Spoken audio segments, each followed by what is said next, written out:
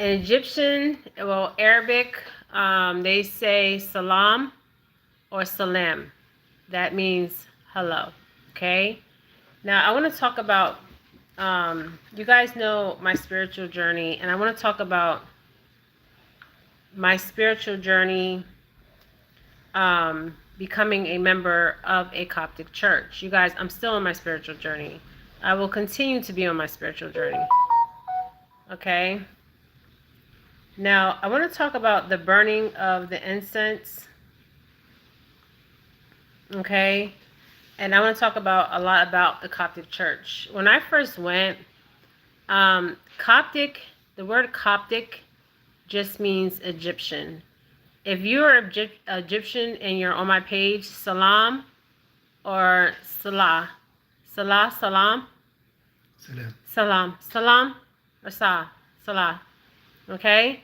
So if you're on my page and you're Egyptian, Arabic is the hard language, okay? Just saying. You gotta make that noise. That like okay? So let's talk about it. So on my spiritual journey, you guys know I've been to different churches, okay? And on my spiritual journey, be going to different churches, I was looking for what was out there spiritually for myself, okay? And also to I needed to be spiritually fed, and I felt like I wasn't getting that, okay?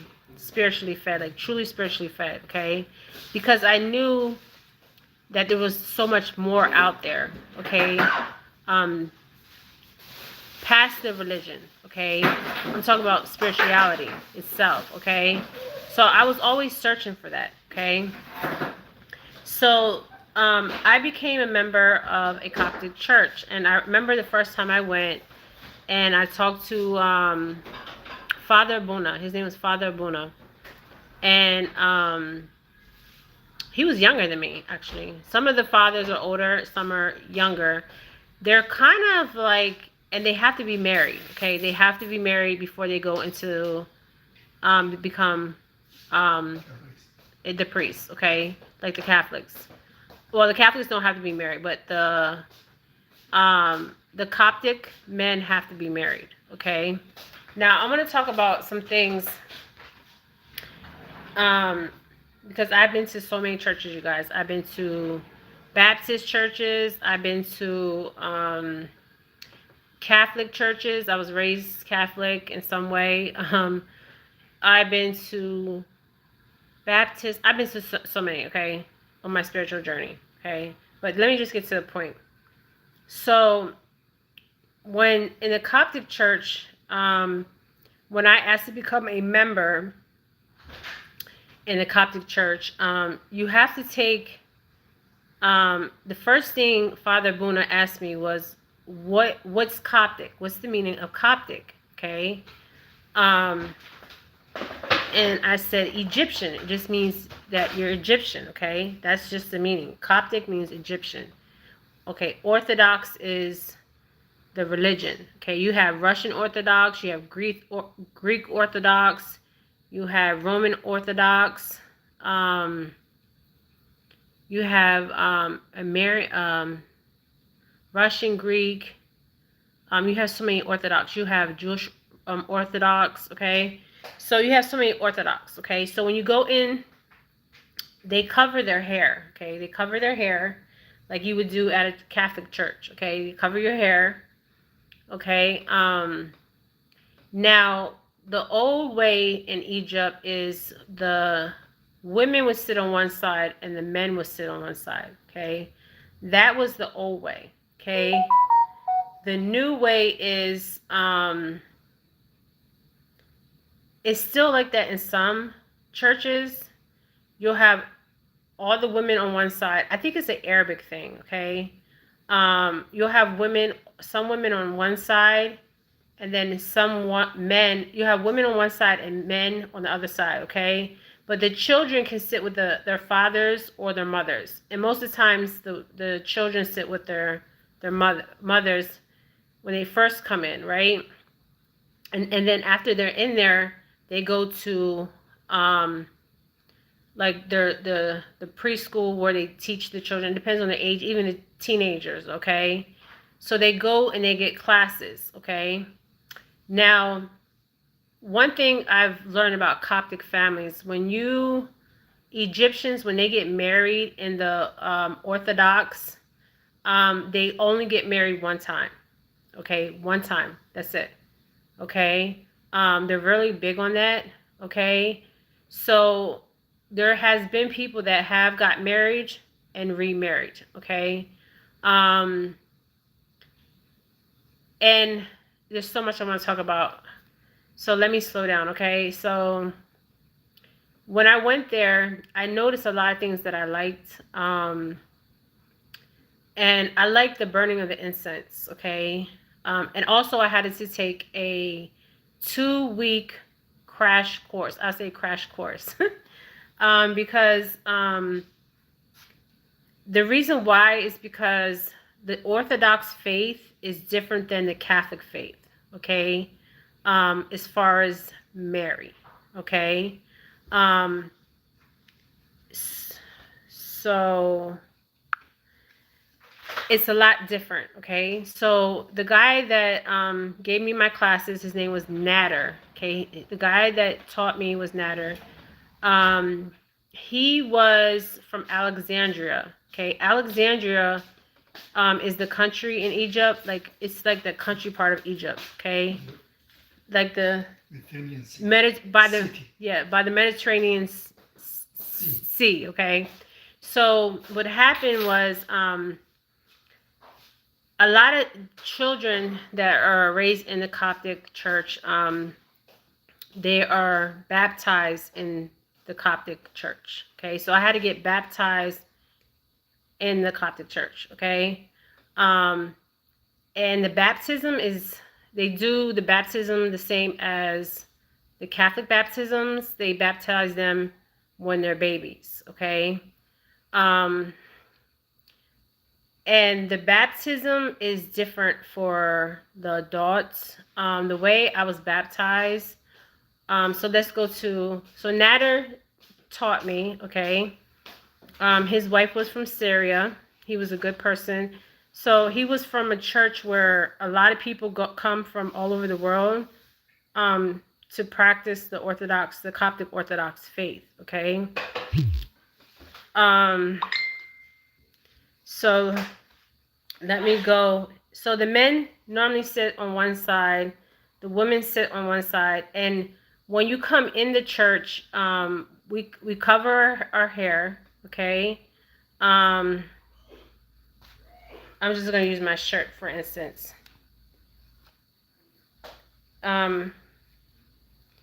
So we normally, like my scarves that I have on my head, okay, just like the Catholic churches, we cover our hair, okay.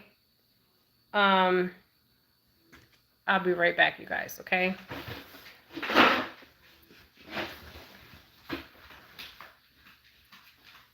That one alive. Let him go.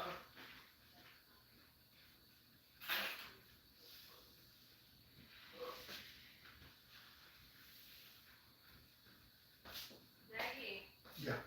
Can you give me that Coptic book? What Coptic book? The Coptic or study guide book.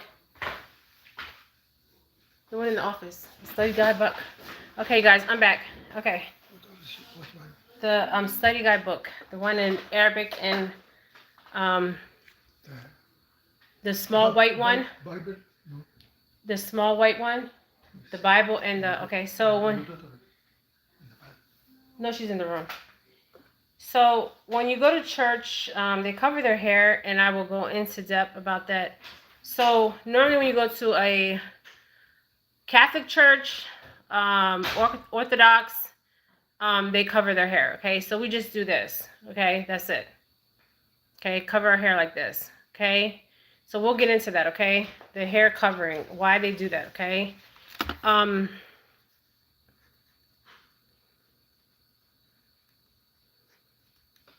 So, okay, so you go in, and also another thing is we take off our shoes. Okay, we take off our shoes. Okay, when we go up to do it's like kind of like communion.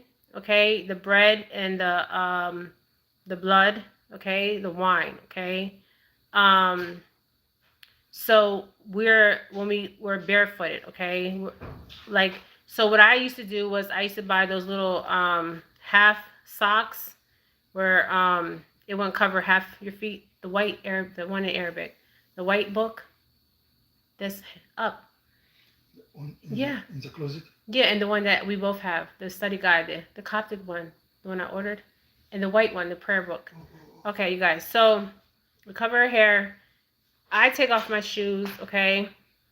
So what's interesting in the Coptic church, when they pray, they're facing north, east, south, west. They're facing the north. Okay. So they're facing the north. Okay. And in front of them is the picture of Yeshua and the angels, okay? And also Ethiopian Orthodox, okay? It's like the same thing, okay? The only thing with the Ethiopian Orthodox is the white. They wear the white for purity, okay? So they wear the white. All right. So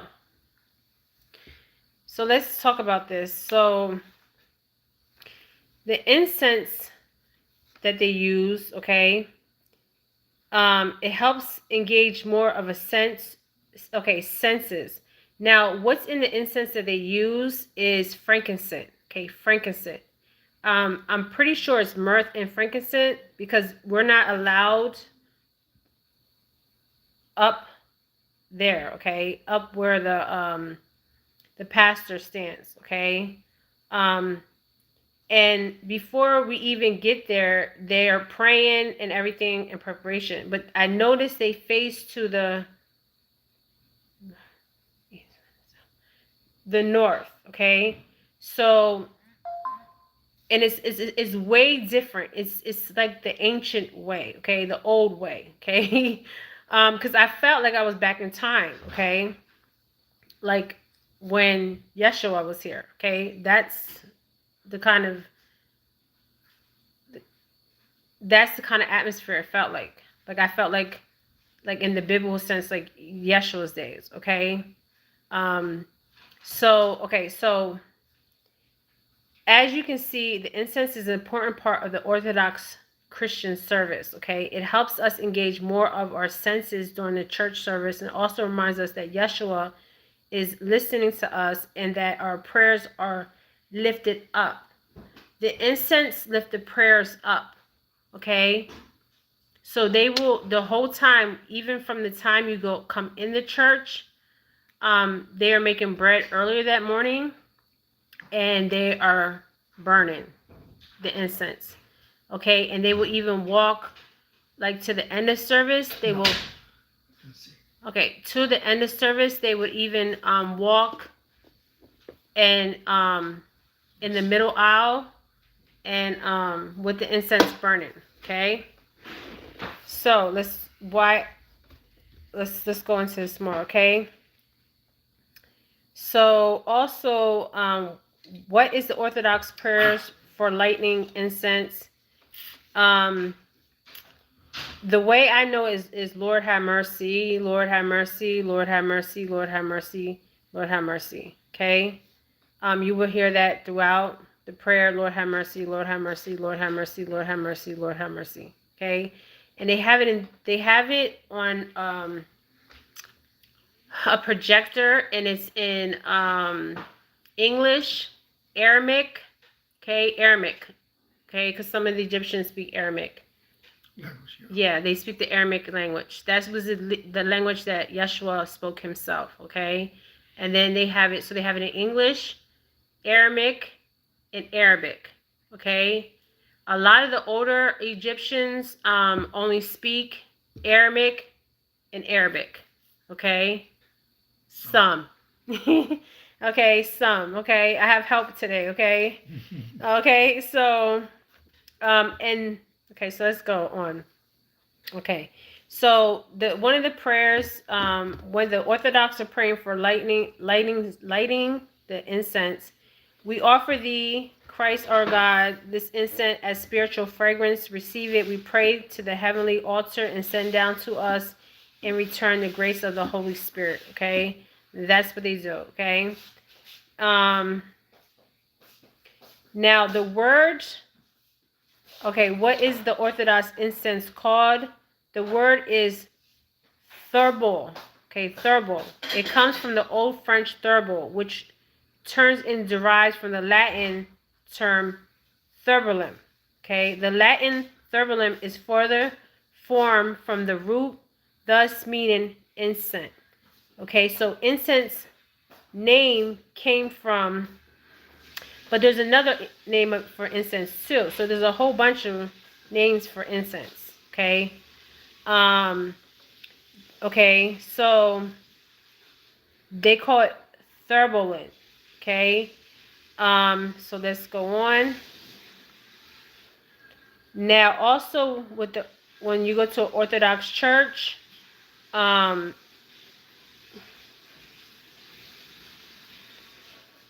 they don't do the offering, you guys. Okay. They have a box normally in the back of the church, and if you want to pay your tithes, you put it in a box. Okay. They don't walk around like most churches and like this to give money. Okay. They don't do that. You won't see that in their church. Okay. So what else can we say? Okay. Say about this. When Orthodox worship, the offering of incense takes the particular form of censing. Okay. Rather than offering incense primarily from the sanctuary altar, this is because the proximity function which the sacrificial offering accomplishes. So when you're in the church, you guys, you will be smelling the frankincense and myrrh. Okay, they normally use frankincense. Okay, frankincense, and their frankincense is big. Okay, the big frankincense. Okay, and they burn it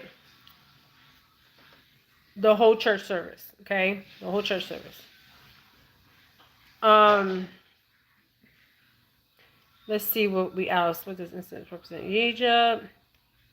The embodiment. Okay, so the incense itself. Okay, and the papyra. Okay, the papyra. You guys know what the papyra is. Papyra is the depiction of the ceremonies to attest to the central role of incense playing in ancient Egypt. Okay, in ancient Egypt they had papyrus. Okay, now the papyrus were not with this. Okay, it was with the papyrus paper. Okay, and some people still use the papyrus paper. Okay, they even do paintings with the papyrus painting. Some, yeah, they write with the papyrus paper. Okay. All right. It's taking me out. Okay, so let me see what else.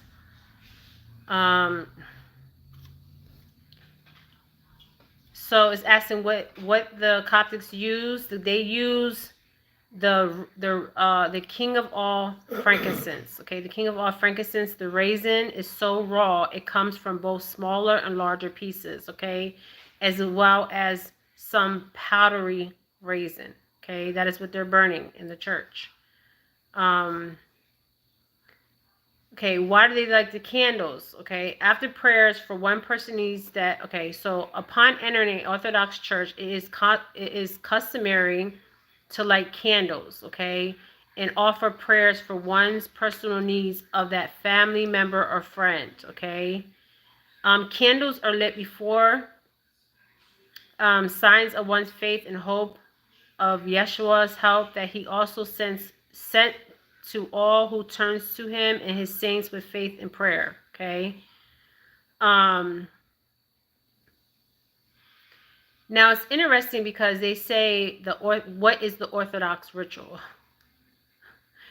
Okay, so some other major characteristic of the Eastern Orthodox. Okay, there's different Orthodox, you guys. Okay, like I told you, there's Jewish Orthodox, there's Russian Orthodox, there's Greek Orthodox, there's Coptic Orthodox, there's Ethiopian Orthodox. The oldest church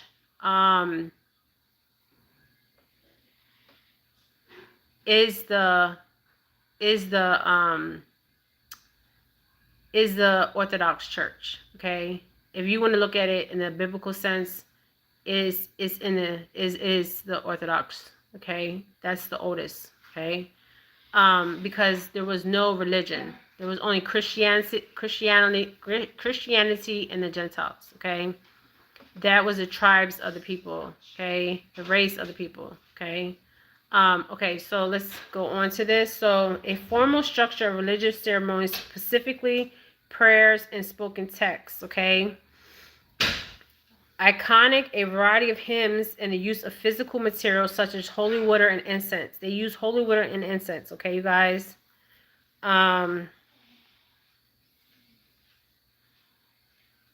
Now, during Yeshua's time, this is interesting because when I burn frankincense and myrrh. Okay, during Yeshua's time, the three incense that were used in the biblical sense was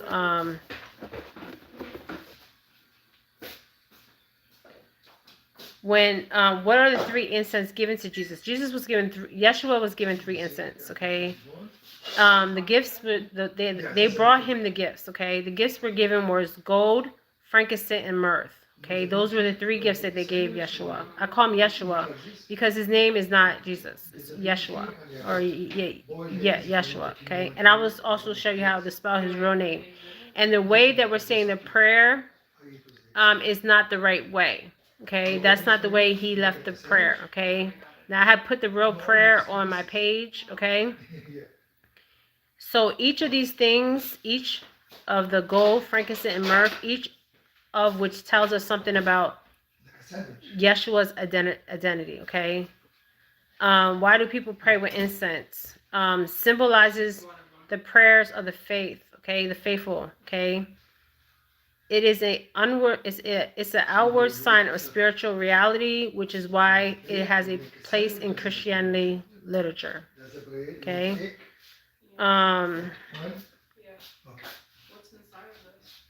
So now the Jews, why do the Jews cover their eyes when lighting candles? Now the Jews, they cover their eyes. You have the Hasidic Jews. You have there's three of them, okay? The ones that I have encountered and talked to were mostly the Hasidic, okay?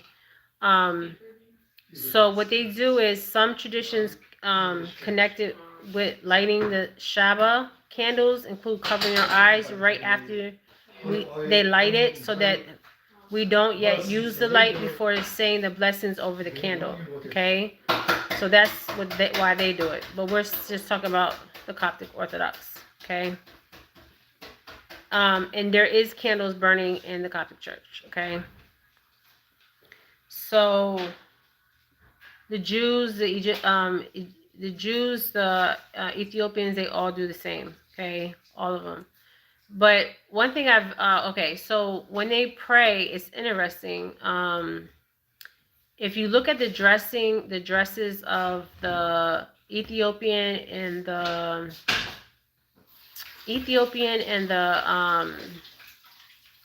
Coptic Orthodox, it's kind of the same. It's just that the Ethiopians, they wear the white. Okay, the white with the Ethiopian at the bottom of the dress. And the men wear it on their shirts. Okay. So that is what I got with the Coptic Orthodox. Oh, and the Bibles, when they don't read the Bibles because they have learned this since they were a child, so they know this by grown up as a child in the Coptic Church. So the prayers are memorized. Okay, They do have the prayer books. They're white, okay. But they read from back to front. They don't read from front to back. They read from front. They read from the back to the front, okay. Um, Falah. Falah. Full. Full. Means beans. Okay, so Yeah. But I cook it different way. So I have to cook onion, garlic, olive oil, stuff like that. So let's go back and see more about the Coptic Church. And lemon juice. You have to put lemon to get the flavor. Lemon. So let's go to their history, a little bit about their history, okay? The Egyptian church believed to be founded by Mark the Evangelist around AD 42 and regards itself as the subject of many prophets in the Old Testament. I remember Nader, he was from Alexandria, okay? Now, the origin of the church is AD 42. So, and he talked about this when Moses spoke to Yeshua. They believe it was somewhere over there, okay? Out there in the wilderness, okay? You all right? Okay. So, let me open this up. So people come from all over to study the Coptic Orthodox in Alexandria. That's one of the biggest and one of the oldest churches. I wouldn't say biggest, it's one of the oldest churches. Is in Alexandria, Egypt. Okay.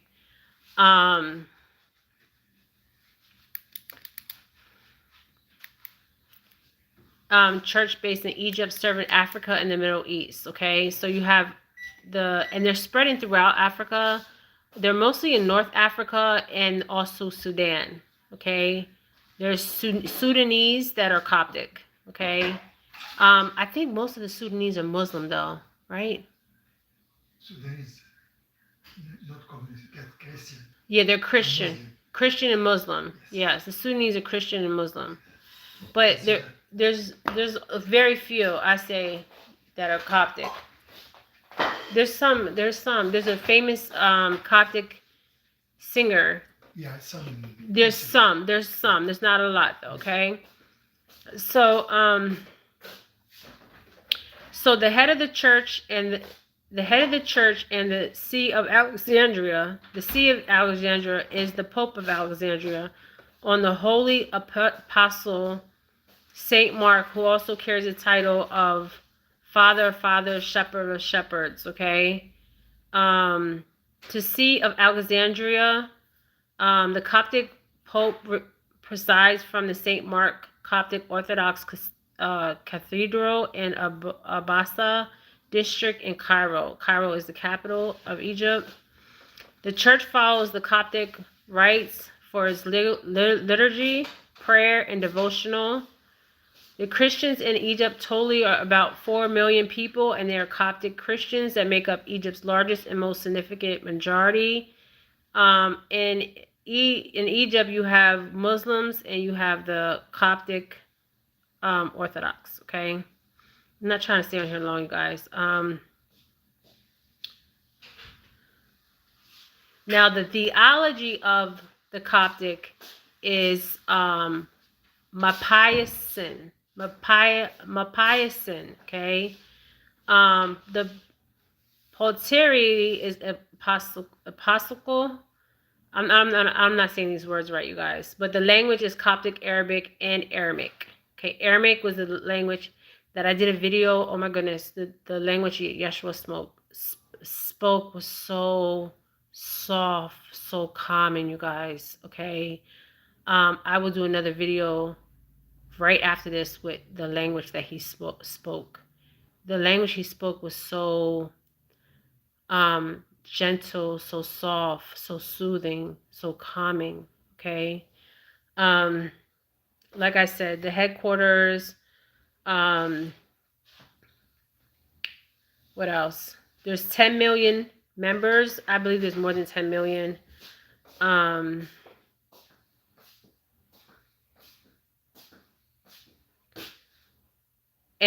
like, I don't want to go deep into Egyptian history. We know the Arabics conquered Islamic State conquered Egypt for some time. Okay. Also the Nubians. The Nubians were there longer. Okay, they're in South Egypt, and they're the descendants of the pharaohs. Okay. Now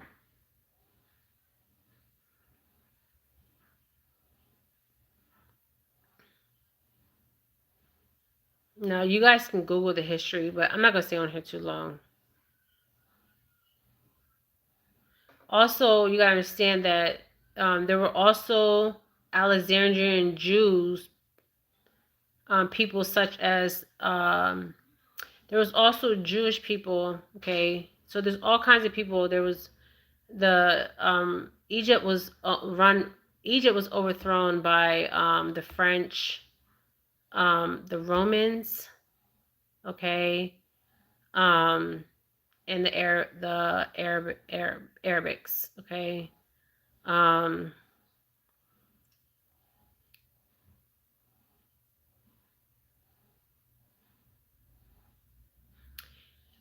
They believe in their they believe we believe in the Holy Spirit, the Lord, the giver of life, who proceeds from the Father, who with the Father and the Son is worshipped or glorified, who spoke by the prophets in one holy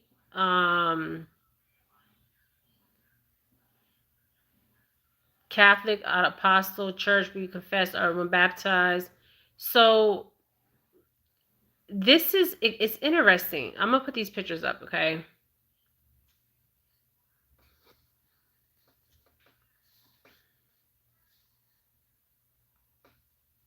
Because a lot of this is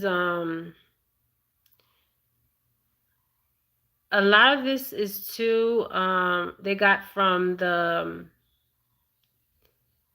Egyptians and the Greeks. You know, a lot of Greeks were Roman Catholic. And if you look at a lot of their pictures are not like we see them. They're darker, okay? Because they were actually the Nubians, okay? If you look even at the priests, all the priests are very dark, okay? Look at this. I will put these pictures up. This was just part of my spiritual journey, you guys. The priests are even dark, okay? And he's holding the book, okay? This is... There's so much. Oh, here goes the book, okay? Their cross is a little bit different too. Okay.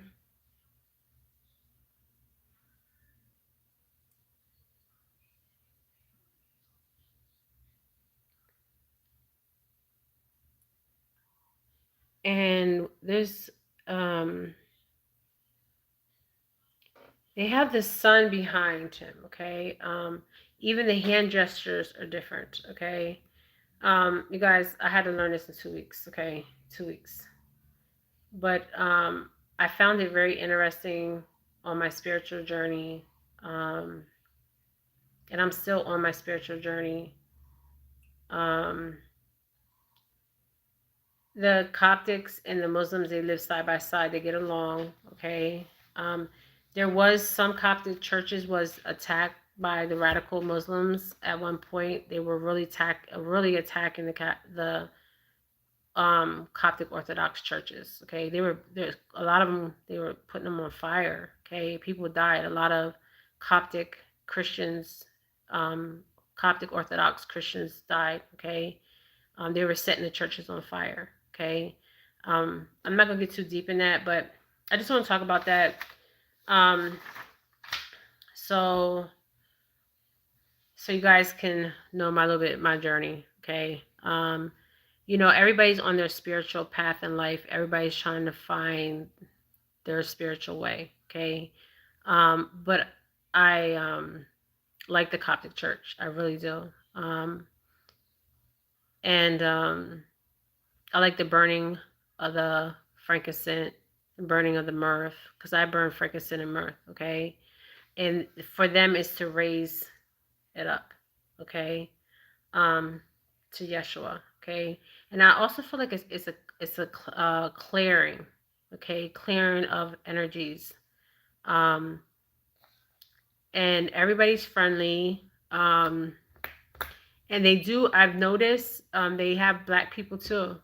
Blacks that marry Egyptians, Egyptians that marry blacks. You got white. And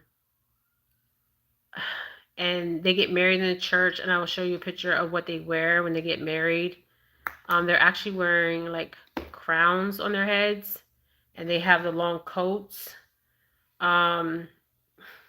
It's different. They've been doing this for a very long time. That's the way they get married, and normally you don't see a high divorce rate. Okay, once they're married, they're married. Okay,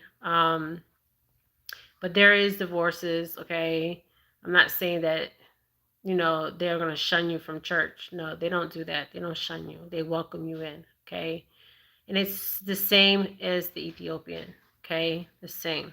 Just the difference is the Ethiopians wear more white.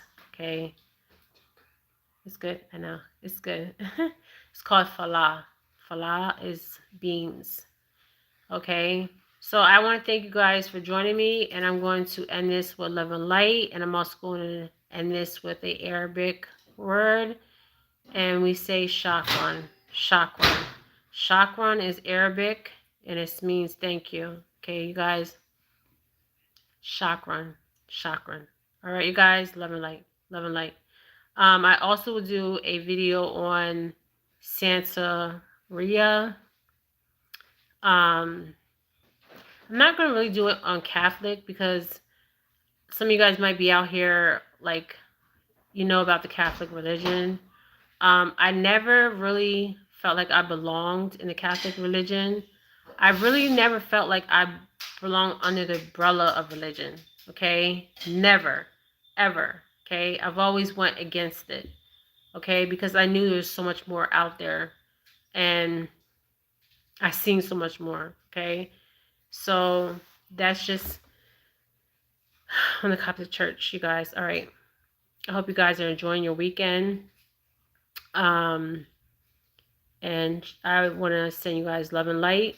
And I will do a video for July 4th for us Americans, because we are Americans. And I want to say chakran. Chakran, you guys, chakran. And I will put up a video with the real language that Yeshua spoke. The real language. I will do a video. I will put this over my head and do that video. The language is the most beautiful language, you guys. Oh my goodness, okay? And it's called Aramaic. Aramaic. People that speak this language is in Iran, Syria, some people in, I think Lebanon speak this too, but mostly Iran people speak it. Egyptians speak it. Okay, so, but and it's a dialect they're teaching the children, so this dialect never goes away, because this is the language that Yeshua actually spoke. Okay, and I will play the song. I did it before. I'm gonna do it again, and I'm gonna play the song. I'm gonna cover my hair and listen to the way he spoke. I mean, even the Lord's Prayer, we're saying it wrong, you guys. We've been saying the Lord's Prayer for so long wrong. Okay, when Yeshua was on this earth, he did not say the Lord's Prayer like that. Okay, he said it's something like the way we say it, but he says it different. And I will also put that up. I put that up in the past, and I'm gonna put that up again. Okay, all right, you guys. Shakran for my Arabics, and for everybody else, love and light, my beautiful souls.